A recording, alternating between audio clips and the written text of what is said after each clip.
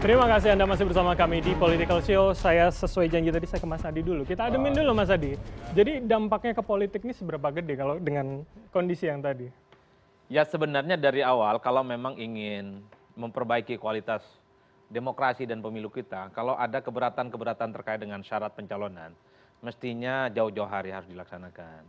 Jadi misalnya ini kan ada ambang batas parlemen 4%. Kalau Garuda merasa tersandra dengan itu, gugat dari sekarang. PSI gugat dari sekarang, jangan seminggu 2 minggu, baru kemudian ada keputusan. Wajar kalau kemudian gugatan yang jelang untuk kompetisi itu dituduh sebagai punya agenda politik.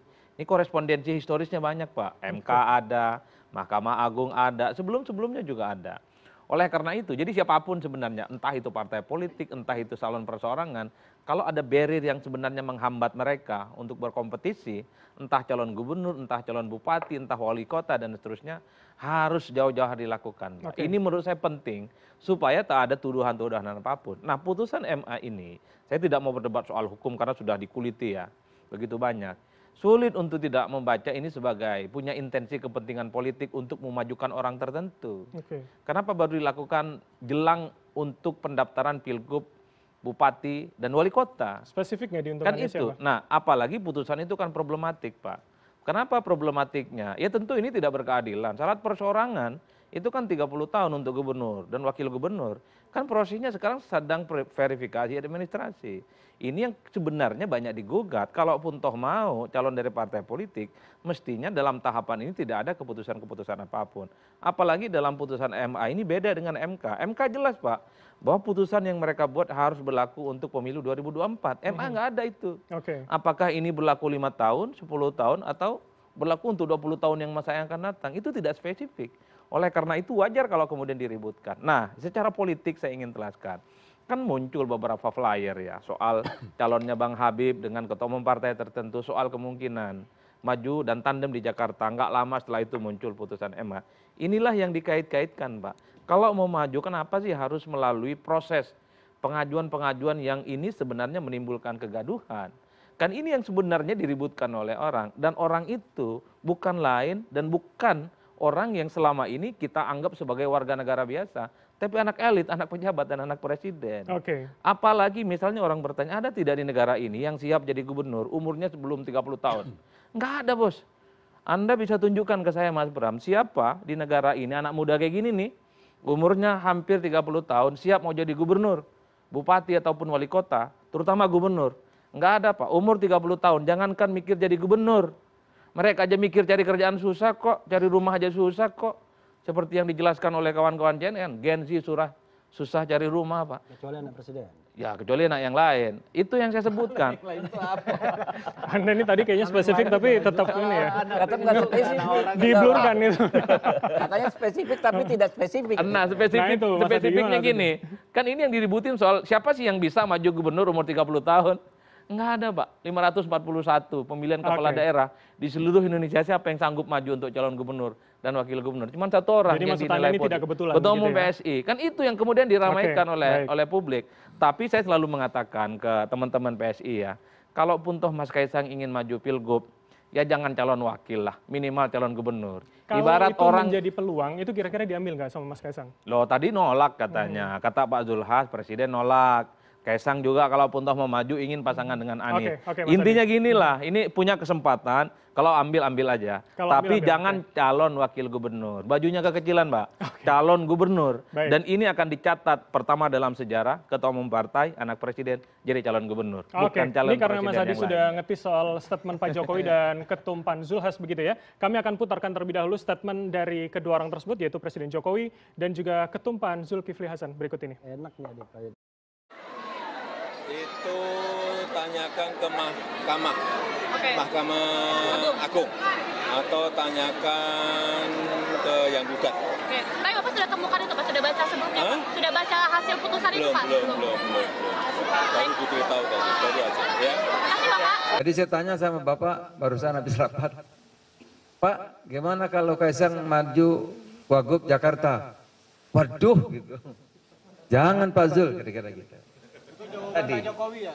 Iya, Pak Jokowi tadi iya. Kaisang kan anak muda, saya malah udah pernah ngusulkan dulu. Dia bilang, Pak kan saya pernah ngusulkan Pak dulu 6 Bukan 6 bulan, setahun. Gimana Pak kalau Jakarta anak muda aja, saya bilang gitu. Kaisang setahun yang lalu kalau nggak salah. Ya kan? Dan waktu itu memang karena masih lama waktu itu ya. Yang muda-muda Pak, Kaisang sama Zita misalnya, saya bilang begitu waktu itu. Oke, ini kalau Pak Zulhas katanya sudah mau menggandengkan kalau Mas Kaisang maju dengan Mbak Zita gitu katanya. Kalau Gerindra gimana kira-kira? Kita diskusi dengan Pak Adi ini lebih menarik. Oke, Anda sedikit singkat ya kan? saja komentar ke Bang Adi tadi. Dan sedikit banyak dong. Jadi gini, menurut saya sah-sah saja. Ya. Mas Gibran, Mas Kaisang sekalipun yang mengajukan permohonan ke Mahkamah Agung menjelang pilkada, sah-sah saja. Namanya kan upaya mencari keadilan, melihat sesuatu yang dirasa tidak adil, melihat sesuatu yang menurut pendapat sebagian orang sebagai konflik norma. Kemana penyelesaiannya? Ya ke institusi hukum, ke Mahkamah Agung. Lalu ada yang bilang diobok-obok, diakal-akalin, itu kan tuduhan, ya kan? Sepanjang nggak ada bukti kan itu tuduhan. Silakan saja disampaikan dalam konteks hukum. Nanti dibuktikan, tapi dalam konteks politik biar rakyat lah yang menilai nantinya. Oke. Ya, masyarakat menilai siapa yang benar. Tidak selalu sama, ya apa mulut para pengamat dengan hati nurani rakyat. Tidak selalu sama. Ya, kita lihat saja nanti. Jadi kalau saya sih nggak ada masalah. Kalau toh misalnya yang bersangkutan merasa dirugikan, misalnya Pak Kaisang mengajukan permohonan atas nama dirinya sendiri, bukan atas nama PSI. Nggak ada masalah, apa salahnya gitu loh. Orang mencari keadilan kok dianggap salah gitu loh. Nah nanti kalau Mas Kaisang maju, Gerindra akan ikut menyambut, memasangkan dengan kadernya? Kalau itu kami kan standar kalau itu. Jadi kalau calon dari Partai Gerindra, ya gubernur, bupati, wali kota itu akan diumumkan oleh Pak Prabowo nanti pada saatnya. Tapi Gerindra pengennya calon gubernur Jakarta ya? Ya, posisinya adalah calon gubernurnya ya? Untuk Gerindra? Secara alami kami sebagai partai politik tentu call-nya kami pengen gubernur, wali kota, ataupun bupati di semua daerah. Tapi hampir di seluruh daerah bahkan nggak ada yang kami bisa maju sendiri, Mas. Termasuk Jakarta. Iya, termasuk Jakarta. Ya, tidak ada satu daerah pun setahu saya yang kami bisa maju. Ada mungkin ya, satu atau dua ya, sorry ya. Tapi untuk Jakarta pengennya calon gubernur ya Bang? Semua daerah ya kami pengen call tingginya itu sebagai calon gubernur. Oke, baik. Saya minta komentar Mas Uki, tapi kita akan dengarkan terlebih dahulu statement dari Kaisang Pangarep berikut ini. Kan posisiku sekarang adalah ketua umum partai. Ketua umum partai berarti aku ngurus 38 provinsi. Ya. Berarti kan di seluruh Indonesia. Kalau aku jadi wali kota Solo, aku ngurus 5 kecamatan. Nah, 5 kecamatan. 5 kecamatan yang dimana itu isinya 600.000 orang. Kan PSI lebih dari itu. Lebih dari itu. Jadi maunya? Nggak tahu juga sih. Emang itu nggak menjawab pertanyaan sih. Iya. Jadi maunya wali kota Solo atau Jakarta? Kalau bisa disuruh pilih nih. Ya. Suruh pilih Jakarta. Pilih Jakarta. Mau maju berarti. Atau sekalian gubernur, pilgub kan bentar lagi. Bentar lagi Pilgub. Mungkin duet sama Pak Anies kali ya. Pak Anies. Posisinya Pak Anies sekarang kan belum ada partai. Sedangkan aku di Jakarta punya 8 kursi. Oke, saya ke Mas Uki. Jadi statementnya Mas Kaisang kalau milih Solo dan Jakarta kayaknya Jakarta gitu Mas Uki. Statementnya Mas. Pertama-tama saya ingin menanggapi dulu apa yang tadi baru saja diucapkan oleh Bang Habibur Rahman ya. Saya kami di PSI selalu menghargai, mengapresiasi apapun yang menjadi gestur politik yang positif terhadap kader kami, termasuk ketua umum kami. Artinya begini, kami sangat merasa appreciated, kami merasa dihargai, ya. Bagaimana tadi Bang Habibur Rahman menggambarkan tentang bagaimana Mas Kaisang itu begitu dipikirkan oleh Gerindra untuk maju sebagai salah satu pihak atau wakil wakil gubernur yang dalam hal ini adalah bakal calon ya untuk Pilkada DKI 2024. Sekali lagi terima kasih banyak dan buat kami di PSI apabila kader kami dicalonkan atau kader kami diunggulkan, kami tidak akan pernah menganggap bahwa kader kami didompleng. Kami tidak akan pernah menganggap bahwa kader kami dicuri. Kami tidak akan pernah menganggap bahwa kader partai lain itu kekurangan stok gitu. Tapi kami justru menganggap bahwa siapapun yang menginginkan kader kami untuk memimpin daerahnya, itu artinya kader kami itu begitu dihargai, dilihat, dipandang, dan diakui kapasitasnya. Dan dalam hal ini, Gerindra melakukan hal tersebut dengan sangat baik begitu. Tapi begini, terkait dengan sikap Mas Kaisang ya, sampai dengan hari ini Mas Kaisang dan PSI itu tidak pernah, satu, tidak pernah merapatkan, kedua, tidak pernah merencanakan, ketiga, tidak pernah mencalonkan. Artinya apa? Artinya ketika ada orang-orang di luar PSI yang menginginkan Mas Kaisang maju di misalnya Surabaya kah, di Bekasi kah, atau istri Mas Kaisang, Mbak Erina ya. Tapi kalau di Jakarta peluang itu ada, begitu Mas Uki? Bagaimana? Kalau di Jakarta kemudian peluangnya terbuka untuk kemudian Mas Kaisang bisa, komposisi partai politiknya juga mungkin nanti cukup untuk 20% tadi, akankah kemudian bisa maju? Ya, sampai dengan saat ini tidak pernah ada pembahasan, tidak pernah ada perencanaan, tidak pernah ada pendaftaran. Karena kenapa pendaftaran ini penting? Karena siapapun yang mendaftar melalui PSI, baik itu kader biasa, kader luar PSI, ataupun ketua umum PSI, itu harus mendaftar melalui Despilkada, ya. Dan sampai dengan saat ini Mas Kaisang belum ada namanya di Despilkada. Dan kalaupun ya misalnya beliau ingin mendaftar ke Despilkada, biasanya itu dibicarakan dulu di kalangan ketua DPP atau wasekjen. Nah, ini pembicaraan itu belum ada ya, Mas Uki? Saat ini pembicaraan itu belum ada. Tapi tentunya apa yang menjadi pembicaraan kita kali ini, tentunya apa yang diinginkan oleh masyarakat, tentunya apa yang dibawa oleh rekan-rekan kita yang di Gerindra, bahwa inilah aspirasi masyarakat dan lain-lain, itu akan kami pertimbangkan. Mas Uki. Tapi hingga sampai dengan saat ini belum ada pembicaraan mengenai Mas Kaisang maju ke Pilkada, Mas. Oke, terakhir Mas Uki untuk Anda. Jadi kalau tadi Mas Kaisang mengatakan bareng Pak Anies kali ya, itu kira-kira kelakar aja atau mungkin nggak membersamai, Mas Uki?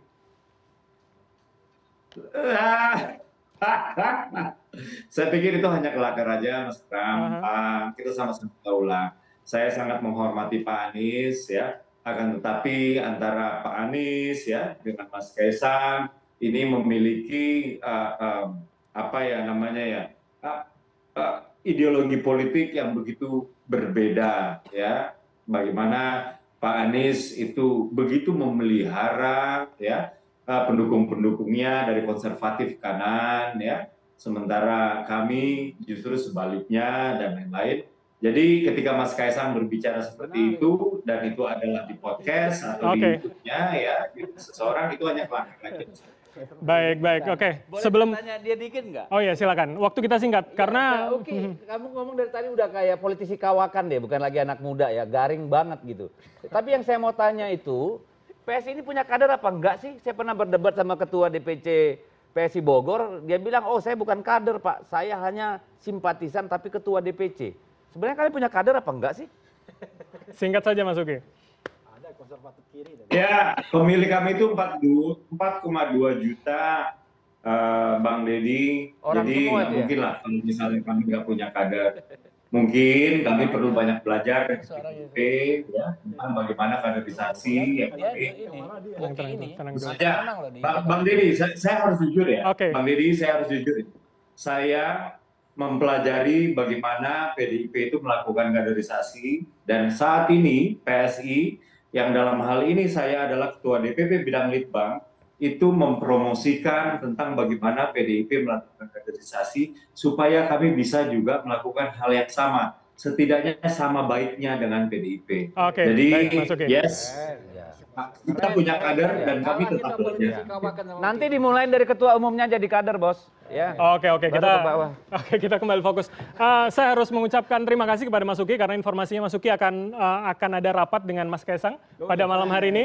Kami mungkin besok akan meminta konfirmasi. Jadi kira-kira akan maju atau tidak dan dengan siapa kira-kira. Mas Uki, terima kasih atas waktu Anda di Political Show pada malam hari ini. Sampai bertemu di momen berikutnya, Mas Uki. Oke, kalau begitu saya ke Bang Refli. Saya ingin menanggapi soal tadi kalau kata Bang Mas Uki kan kelakar gitu ya, membersamai Pak Anies katanya. Itu mungkin nggak Anda sebagai yang pernah di tim Amin dan mendorong Pak Anies untuk Pilgub Jakarta? Begini, kalau saya ya, ini kan kita tidak bicara mengenai siapa dengan siapa, tapi kita bicara tentang bagaimana kita menegakkan rule, menegakkan aturan. Kalau siapa dengan siapa itu soal politiknya, tapi soal hukumnya itu harus clear dulu. Nah, memang hukum itu sering sekali berkelindan dengan kekuasaannya. Jadi kalau misalnya semuanya clear, siapa berpasangan dengan siapa, ya itu tergantung mereka, value-nya. Misalnya gini, tiba-tiba Anies sama Kaisang, ya itu bagaimana Anies, bagaimana Kaisang, tapi pengikutnya atau pendukungnya belum tentu mendukung kan begitu. Tetapi kan yang ingin kita letakkan persoalannya adalah putusan MA. Beliau bolak-balik mengatakan begini, dari perspektif pemohon tidak pernah ada yang salah. Pemohon itu bila perlu, mau diputuskan saja dia mengajukan permohonan, tinggal 1 jam. Tetapi kan yang harus masuk akal, yang make sense itu hakim agungnya. Ini hakim agungnya ini memutuskan sesuatu cuma 2-3 hari aja. Kalau tanggalnya sih 3 hari, tapi kalau harinya itu kan perputaran itu cuma 2 hari. Nah, ini kan tidak masuk akal. Saya ini kan membaca juga ahli-ahli hukum tata negara, Bivitri, Jimli Asidiki dan lain sebagainya. Mereka berkeberatan semua kok. Bicara tentang misalnya original intent. Hakim agung dia tidak menggali apa-apa, tiba-tiba main lompat. Kalau misalnya kalau kita pakai putusan yang benar ya, oke ini lebih PKPU-nya, oke kita potong lebihnya itu, jangan ditambahin pas dilantik. Kalau lebihnya dipotong saat ditetapkan sebagai calon kan begitu, itu isinya akan sama. Kalau dipotong itu, jadi calon gubernur, bupati, wali kota atau gubernur berusia 30 tahun, udah. Itu saja kita garis bawahi, calon gubernur. Selesai. Sekarang pertanyaannya, Anda mau ngitung di mana calon itu? Nggak ada. Ujung-ujungnya ketemu pada saat ditetapkan sebagai calon. Karena sebelum itu bakal calon, setelah itu adalah kepala daerah elek. Setelah itu adalah kepala daerah yang sudah dilantik. Jadi kita harus bedakan. Kita ini kan tidak ingin membohongi masyarakat. Ini wilayah permainannya begini.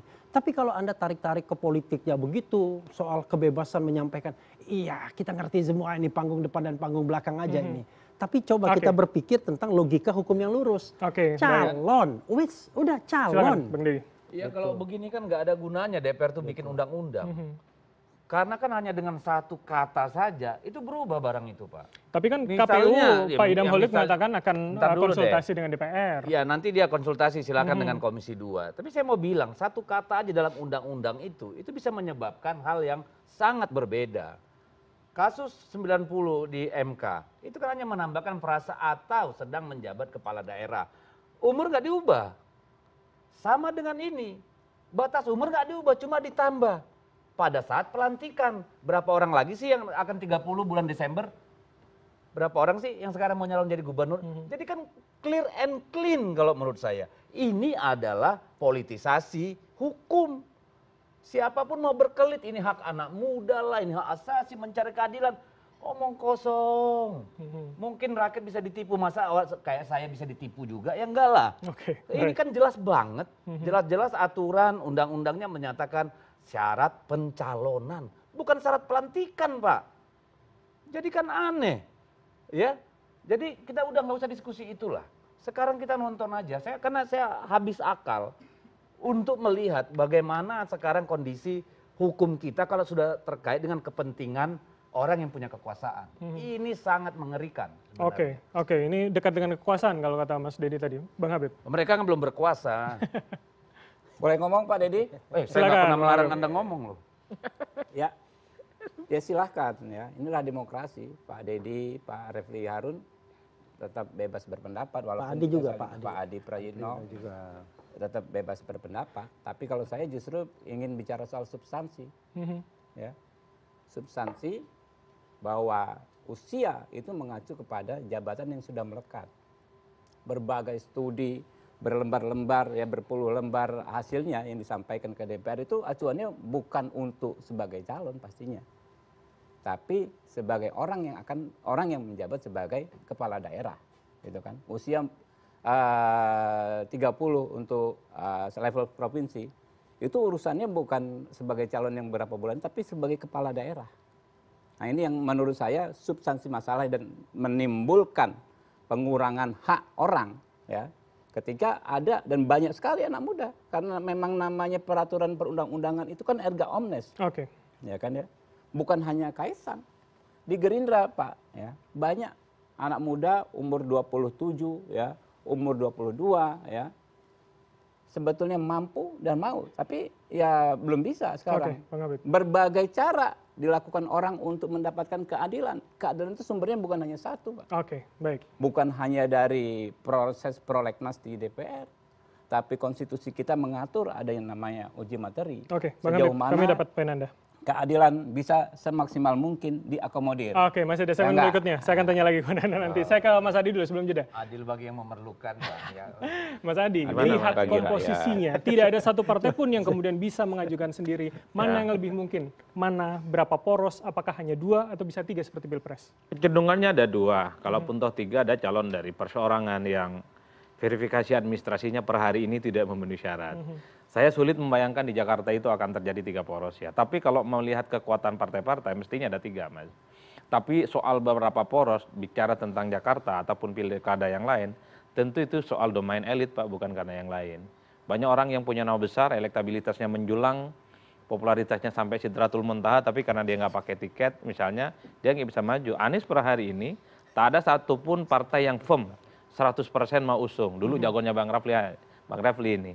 Per hari ini semua gampang, PKS setengah hati, Nasdem setengah hati, belakangan PDIP nyebut-nyebut juga katanya tertarik, Kaisang juga tertarik, tapi tak ada yang firm mau serius untuk mengusung Anies. Padahal kalau bicara elektabilitas, Anies tentu cukup menjulang. Ridwan Kamil, saya kira popularitas dan elektabilitasnya juga kuat. Tapi per hari ini apakah Jakarta dan Jawa Barat tentu masih sangat sulit untuk bisa dihitam putihkan.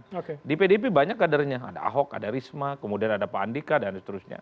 Ataupun di Gerindra ada Budi Juandono belakangan yang dikaitkan dengan Pilgub meski menolak ya untuk dikaitkan dengan Pilkada. Tapi yang ingin saya katakan adalah kalau partai sudah berkongsi, kalau partai sudah berkehendak, maka 2-3 poros itu adalah suatu keniscayaan. Jadi elit konfigurasinya yang bisa menentukan segala-galanya. Jadi kalau kemungkinan besar adalah 2, siapa dengan siapa dalam analisis? Nah itu yang repot Pak untuk menebak. Tapi kalau Kaisang bisa maju, akan terjadi head to head dengan jagoannya Bang Deddy Sitorus. Itu yang akan terjadi. Saya membaca. Jadi apapun pasti akan terjadi head to head. Karena kalau ada 3 poros, ini persaingannya nggak menarik Pak. Distribusi kekuatannya itu akan menyebar ke banyak calon dan itu tidak akan terjadi big match. Ini yang akan sepertinya ingin dihindari oleh partai-partai. Sebisa mungkin kalau Kaisang bisa maju, maka calon penantang yang paling kuat dan paling mungkin bisa kompetitif itu yang akan diusung. Saya kira di situ potensinya. Jadi artinya mungkin nggak kalau Bang Deddy dan partainya nanti merapat ke Pak Anies juga? Ya sangat mungkin Pak, apa yang nggak mungkin. Lo Pak Prabowo dengan Pak Jokowi bisa bersatu Pak, PKS sama PKB juga bisa bersatu Pak. Bukan tak mungkin PDIP dengan Anies bersatu, apalagi sudah mulai muncul kan kader-kader katanya PDIP di bawah di Jakarta sudah mulai menyebut nama Anies. Ya, yang nggak mungkin itu hanya Donald Trump sama Joe Biden, itu nggak mungkin. Ya itu karena memang partainya agak beda. Yang nggak mungkin di kita itu katanya cuma menghidupkan kembali orang yang sudah mati Pak, udah itu aja. Selebihnya masih bisa boleh. Kan dulu saya termasuk orang yang nggak percaya Pak Prabowo dengan Pak Jokowi itu berkoalisi Pak. Nggak percaya bahkan sampai hari ini. Jadi kira-kira partainya Bang Deddy nanti akan bisa membersamai? Oh sangat mungkin Pak. Kalau memang kebutuhannya untuk mengalahkan Kaisang misalnya kalau maju itu mungkin akan bisa dilakukan. Tapi ini soal prediksi. Semoga saya disebut tidak arogan Pak. Kalau prediksi Bang Deddy kira-kira tadi nama itu masuk nggak? Saya nggak tertarik untuk membicarakan itu dulu ya. Karena lagi-lagi kan ini gimana ya. Kita ini berbangsa ini kan harus ada rule of game, rule of law ya. Tanpa itu nggak ada yang menarik. Ya, karena bagaimana begini? Kalau saya pribadi, mending nggak usah nyalon aja. Kalau misalnya Kaisang maju, ya di DKI, mending kita nggak usah calon aja pribadi nih. Bukan partai bisa partai beda. ya? Enggak dong. Kenapa? Nggak ada gunanya. Langsung dilantik aja. Langsung dilantik aja. Ngapain sih? Repot-repot gitu ya. Capek gitu loh. Buang-buang tenaga, buang-buang duit, buang-buang waktu gitu. Jadi persoalan saya nggak di situ. Sama seperti pemilu kemarin, bukan soal kalah menang.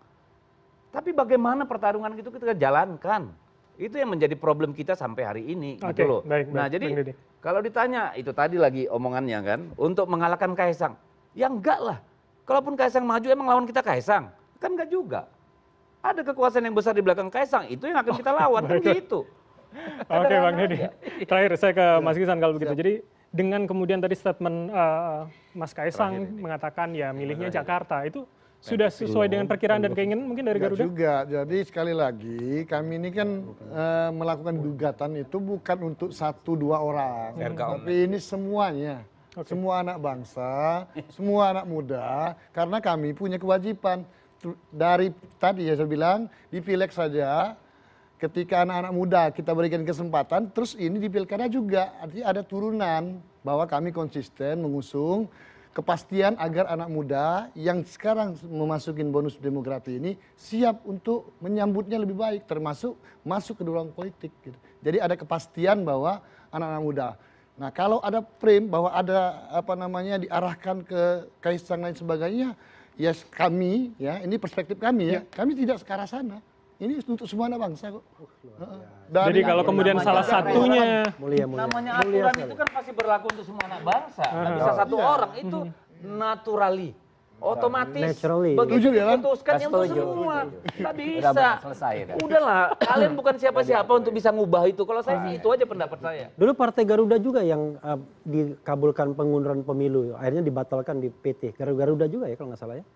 Enggak, bukan, itu Prima. Oh, Prima. Baik, itu hal lain mungkin kita bisa bahas di kesempatan lainnya Bapak-Bapak sekalian. Dan nanti usai jeda, saya akan persilakan kepada teman-teman mahasiswa yang ada di sini untuk bertanya kepada para narasumber yang ada di sini. Tapi kita akan jeda sejenak. Pemirsa tetaplah bersama kami di Political Show.